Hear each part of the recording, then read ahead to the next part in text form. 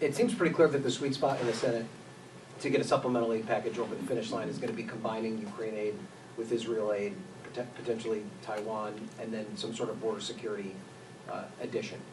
Senate Republicans made it pretty clear yesterday that they are willing to talk about all of those things, but it has to go beyond just border security funding. It also requires policy changes. They put out a paper on that yesterday. I know House Republicans have been pretty consistent on HR 2. I know you don't agree probably with either of those packages, but is there some room for negotiation specifically on border security policy changes as part of these negotiations? The policy changes are difficult under any circumstance, but especially during these funding discussions. Adding policy measures is not helpful. I understand the Senate Republicans want to do everything they can to get as close to HR 2 as possible. Those are unworkable plans. That is not a real solution to alleviate what's happening at the southern border.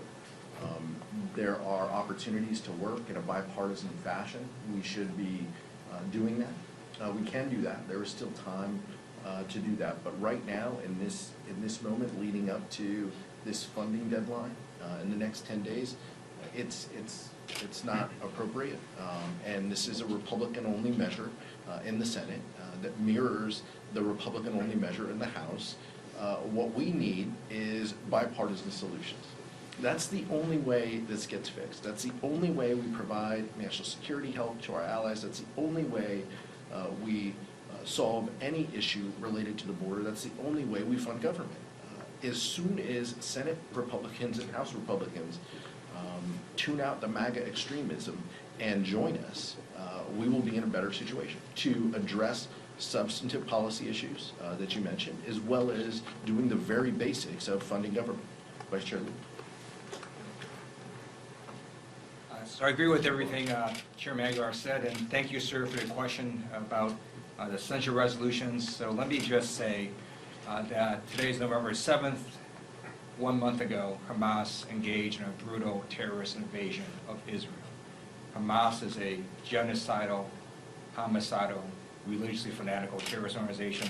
They butchered children, decapitated elderly, and burned entire families alive.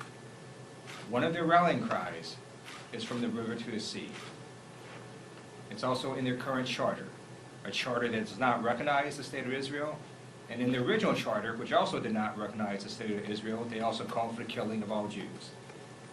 So if someone repeats that phrase in America, it is highly inflammatory.